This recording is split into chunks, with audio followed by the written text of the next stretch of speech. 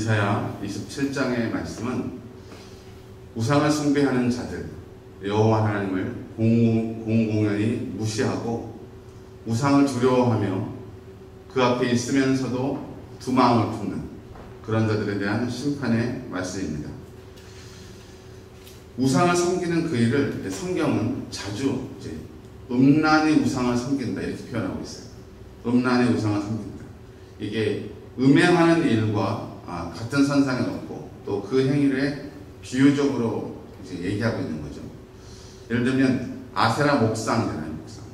나무로 만든 그 풍요의 다산 신을 숭배하는 그것을 나무 아래서 음란하게 그들과 함께 있으며 이런 식으로 표현하면서 그 우상을 섬기는 그 일을 아주 폐역하게 여기시고 가증하게 여기시는 말씀을 우리에게 보여주고 계십니다.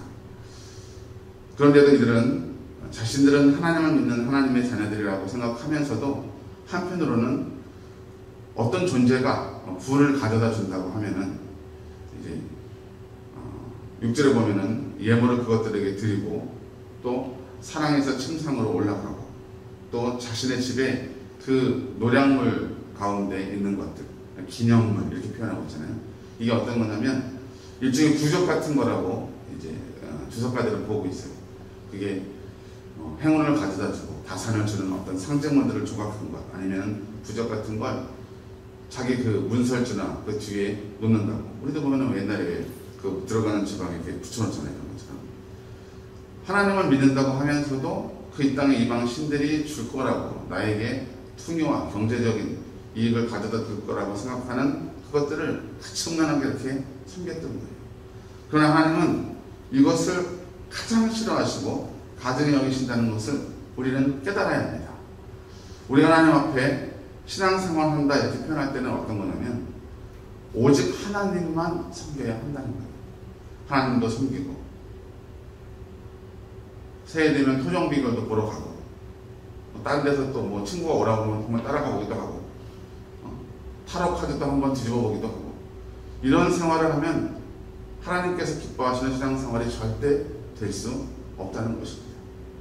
또 그 가운데 특별히 앞다투어서 이런 일들을 이제 끌어들이는 자들이 있었어요. 그런데 우리는 기억해야 할 게 지금 우리가 함께 읽은 이 본문 말씀들을 보면 되게 뭐라 그럴까 좀 민망할 정도로 신랄하게 이렇게 그 모습들을 묘사하고 있잖아요. 그건 뭐냐면 이스라엘 민족들이 하나님을 잘 믿으려고 하다가 잠깐 실수한 게 아니라 아주 대놓고 계획적으로 그리고 그 어떤 유행이나 사조같이 그렇게 그 우상 숭배에 물들어 있었다는 것을 우리에게 보여주고 있는 것입니다. 여러분 요즘은 어떤 세상이죠? 옛날같이 거룩하게 살려고 하는 자들을 비웃고 자기의 이익을 재빠르게 차지하고 또 하나님 보시기에 악한 일이라고 할지라도 내게 이익이 된다고 하면 서슴지 않고 하는 시대잖아요. 또 그렇게 행하는 자들을 똑똑하다, 자기 거 잘 챙기네 라고 칭송해 주는 시대가 됐다는 거예요. 하지만 우리 하나님은 절대 그런 악한 세대, 악한 시대의 사조를 용납하지 않으신다는 거예요. 너희들이 지금 누구 두려워하고 있느냐? 나를 믿는다고 하면서도 여호와 하나님을 두려워하는 게 아니라 다른 거 두려워하잖아요. 돈이 없을까봐, 뭐가 안 될까봐.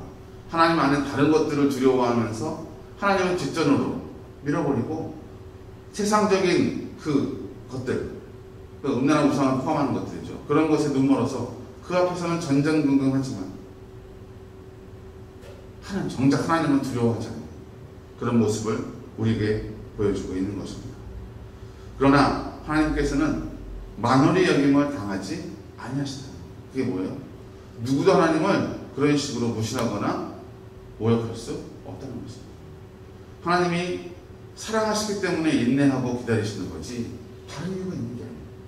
힘이 없으시거나 부족해서가 아니라는 거예요. 하나님 말씀하십니다. 네가 누굴 두려워하느냐? 나를 이렇게 무시하는 게 그동안 내가 잠잠히 참아왔기 때문 아니냐. 그러나 이제는 내가 참지 않겠다.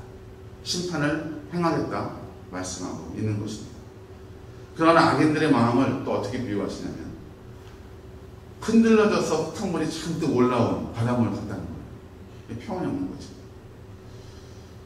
하나님께서는 자기의 길을 찾고 하나님을 의뢰하고 믿음으로 살려는 자들에게는 하나님이 허락하시는 하늘의 평강을 주십니다. 아멘. 그러나 하나님을 떠난 자들, 하나님 말고 다른 것들을 통해서 어떤 위로와 평안을 얻으려고 하고 시도하는 자들은 결코 하나님의 평안을 얻을 수 없다는 것이죠. 하나님께서 주를 의뢰하는 자를 평강에서 평강으로 시키실 텐데 신지가 견고한 그는 세파에 세상의 도전에 흔들리지 아니하고 하나님의 길을 찾아 행하며 온전히 여호와 하나님을 붙들기 때문입니다. 오늘 마지막 말씀, 내 하나님의 말씀에 악인에게는 평강이 없다 하셨느냐 하시는데 여러분 마음 가운데 하나님이 주신 평강이 있습니까? 하나님을 온전히 의뢰한다면 그가 흔들리지 아니하는 땅, 하나님의 나라를 허락해 주시고 또 지금 이 땅을 살아가는 현재에도 우리 마음 가운데 흔들리지 아니하시는 평안을 주실 줄 믿습니다.